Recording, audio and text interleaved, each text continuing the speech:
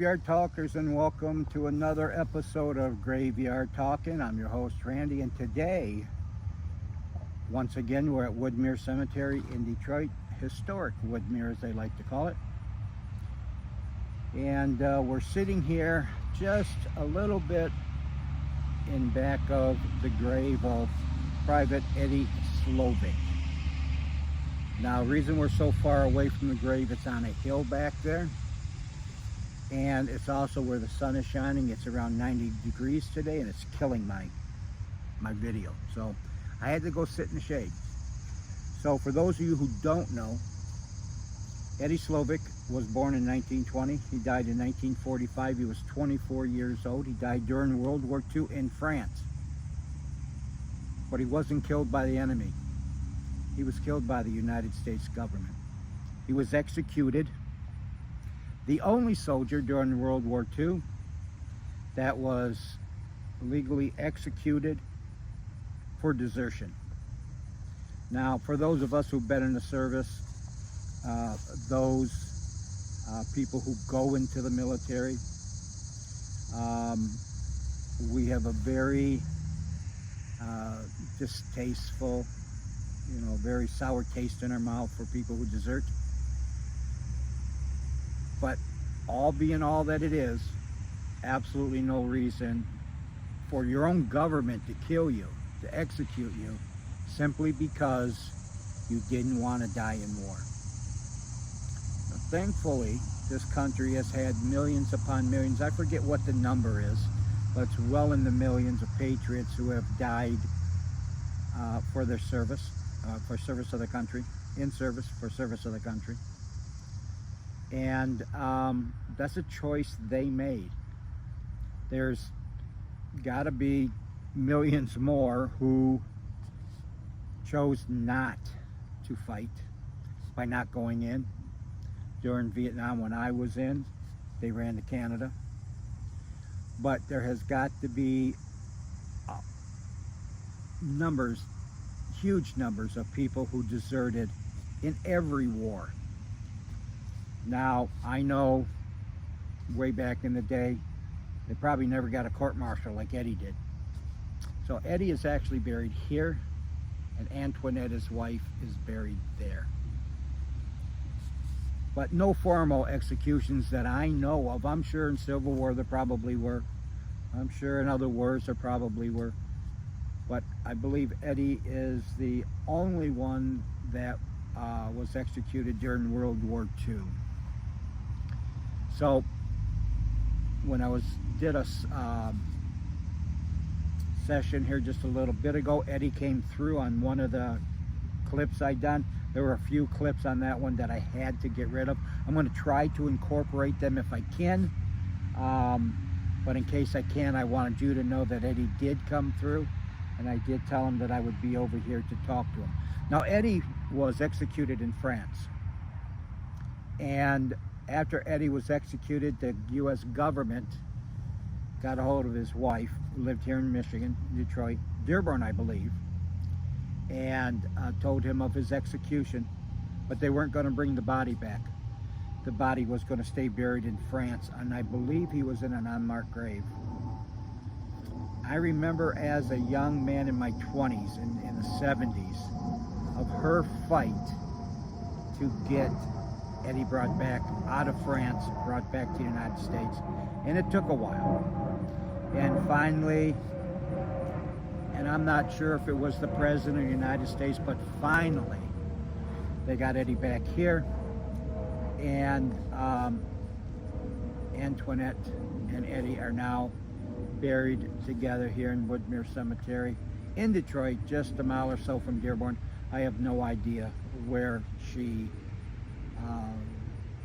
how far they live from here. So with that, Eddie, you wanted me to come over here and talk to you. I'm here.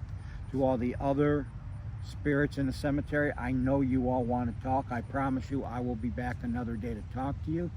But for today, I'd like to speak to Eddie Slovik.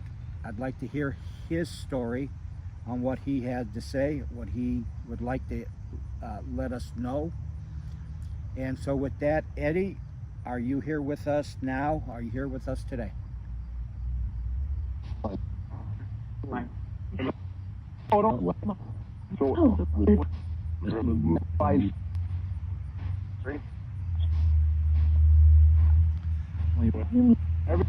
So I thought right in the beginning I heard I am, and then I heard a few seconds in, don't wake him up. Would Eddie be sleeping again? Is that what you're trying to tell me? Eddie is back sleeping again? And remember,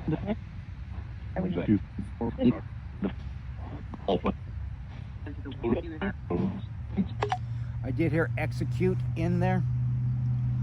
So Eddie, if you're with us today, Eddie, if you want to continue your talk, please let me know.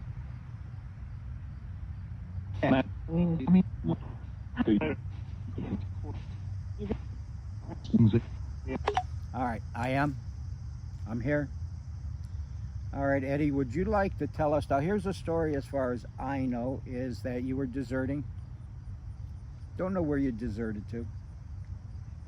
But anyways, you were caught, brought back, you went to court-martial, your court-martial ended in a conviction. The conviction punishment was death by execution. Am I correct in my quick summation?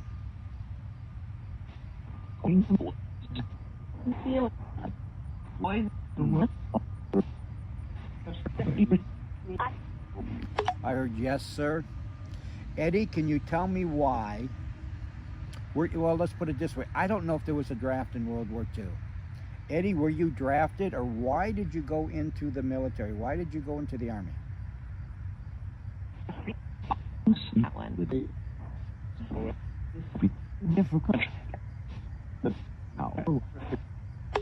Different question. All right, so let me ask you a different question. Were you forced to go into the Army? Maybe.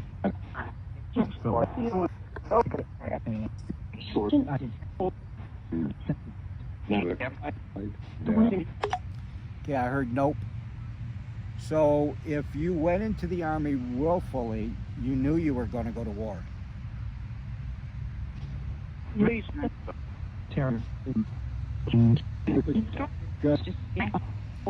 Policeman, were you assuming that when you went in you were going to be a military police?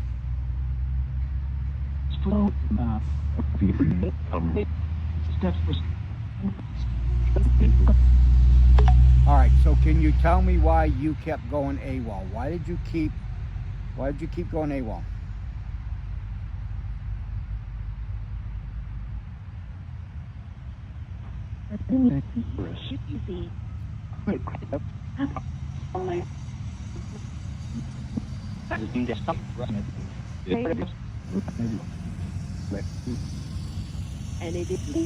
You know,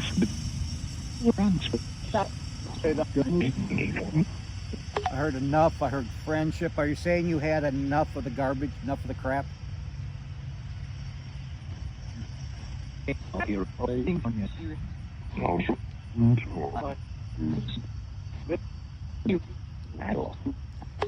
Eddie, I don't know, because I really not read deep into your case, just the basics, just the outline. Did you actually serve in combat? Were you actually in combat? yeah.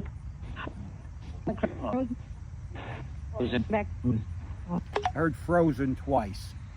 So you were too scared to go into combat, correct?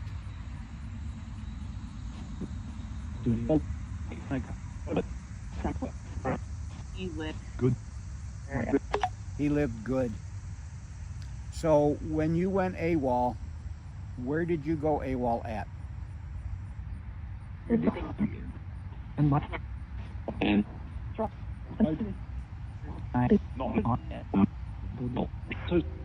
Well, we know that you were tried and executed in France. I believe it was France. But did you hide out in another country, or you stayed in France?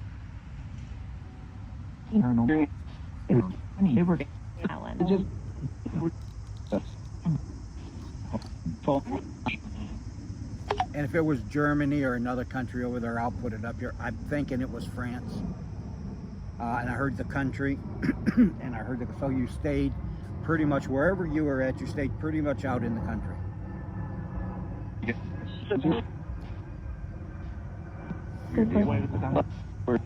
And were the locals helping you?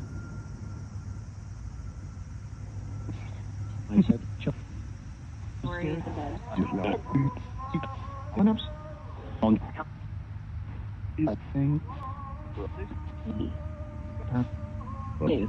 And your wife Antoinette, I think it's Antoinette, were you able to get a hold of your wife in all that time and let her know you were okay?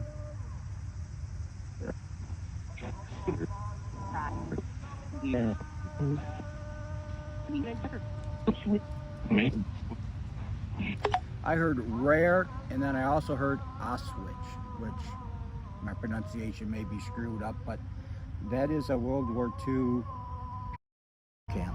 And in the background, you're hearing it's prayer time for the Muslims of the area from the mosque. So, Eddie, were you? That would be Poland if you were near Oswich. Is that Poland?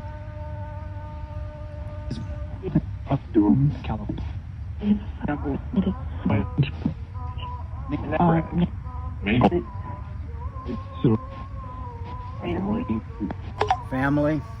So in the whole time, were you able to get a hold of your wife? That was my question. Were the locals able, because obviously you didn't do it yourself, so were the locals able to get a hold of your wife for you to let you know you were okay?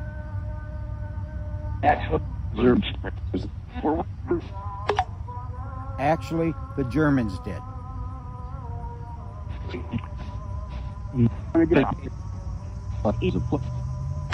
Actually, the Germans did. Eddie, can you explain a little bit more about that?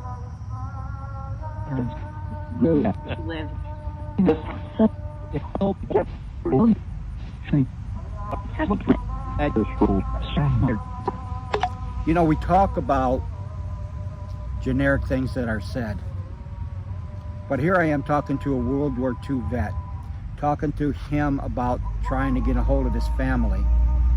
And you could just get yes or you could get no, but no, that's not what we got. We got the Germans did. So how would the Germans, why would the Germans contact your family?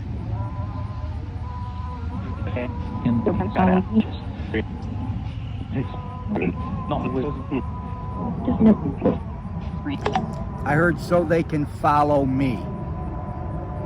You weren't working with the Germans, were you? You weren't a traitor.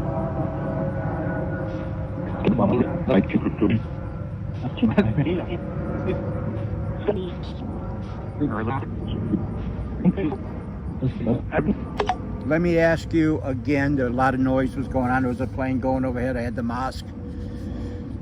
Eddie, you were a patriot. You were not a traitor. Were you a traitor, Eddie? I moved.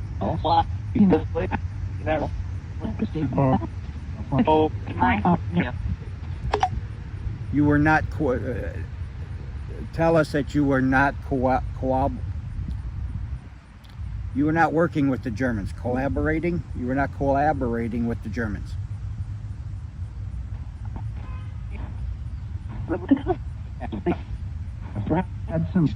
And You know,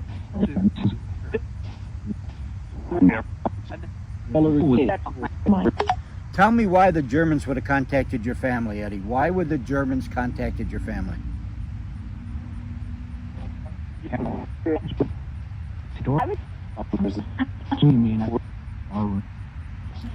I heard I was in prison. Were the Germans holding you as prisoner?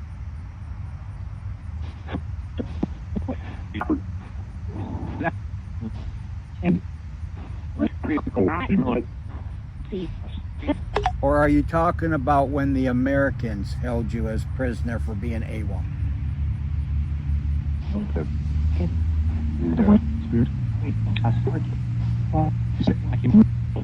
All right, I can't believe he was a traitor. I don't know why the Germans did. Maybe they knew of it and it was a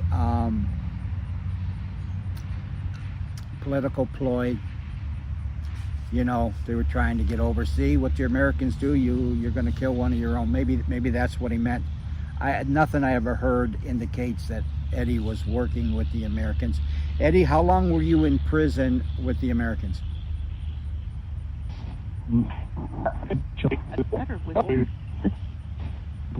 And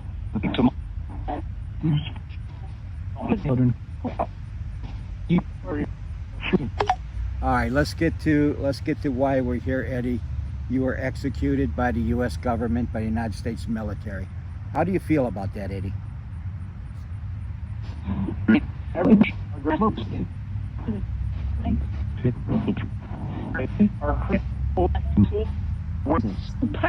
Hope, peace, witness.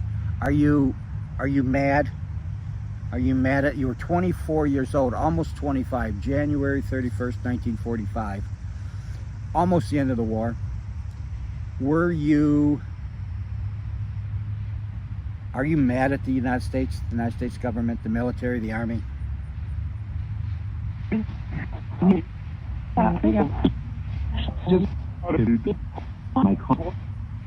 I heard, yes, I heard shot him or shot them.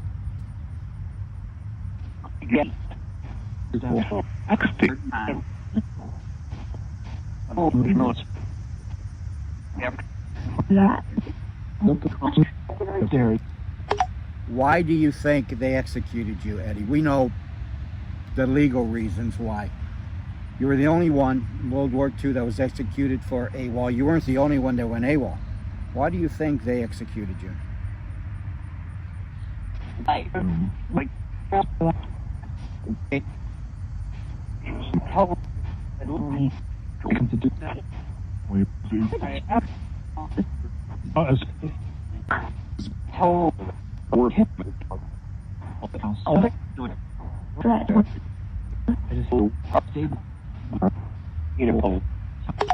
All right, and as I always say, I got to listen to what they say.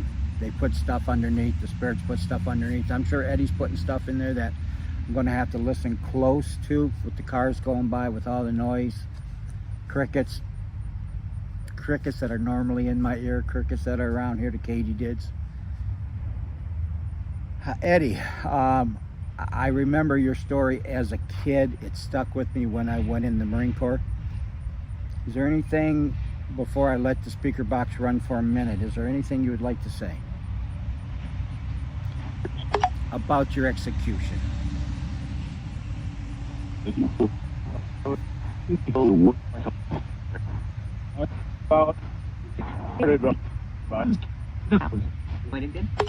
So I heard, the words I heard was go to war. I'm sure he meant don't go to war. We'll listen. So Eddie, I'm going to let the box run for about a minute here. You can say anything you'd like to say, anything you want to get off your chest, anything you'd like to say to anyone who might be watching this video. I know you don't know what a video is, but consider it a radio broadcast of the day with pictures. All right, a movie. All right, a movie.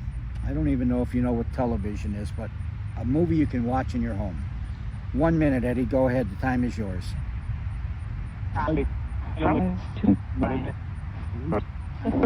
Had some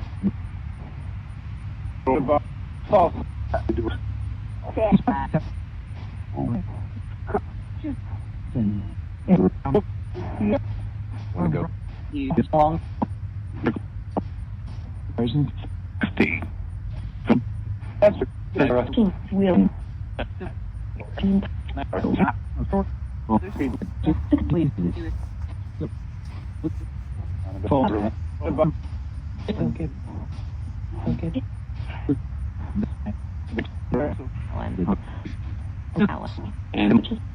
long. Alrighty, and with that, Eddie and Antoinette, I want to thank you for letting me sit here and talk to Eddie.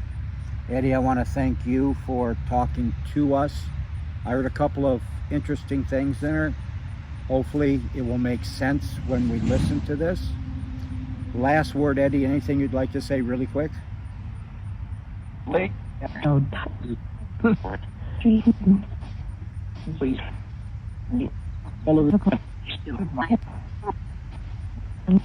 I heard something about please something my wife. So I'll listen to see what that has to say. I hope you found this a little bit interesting. I did. I hope Eddie is resting in peace and he's back home in the United States where he's belonged. It's unfortunate that he was executed by his government for going AWOL. Should have never been. They let many other guys out of the service. Put him in prison. They could have put him in prison. There was no, they thought it was going to be a deterrent. It wasn't. And they've never done it since. The outcry was just horrendous. And they hid it. And it's a shame what the government does then. It's a shame what the government does now. And all you guys with the black suits and big black cars, don't come knocking on my door, please. I got nothing to say.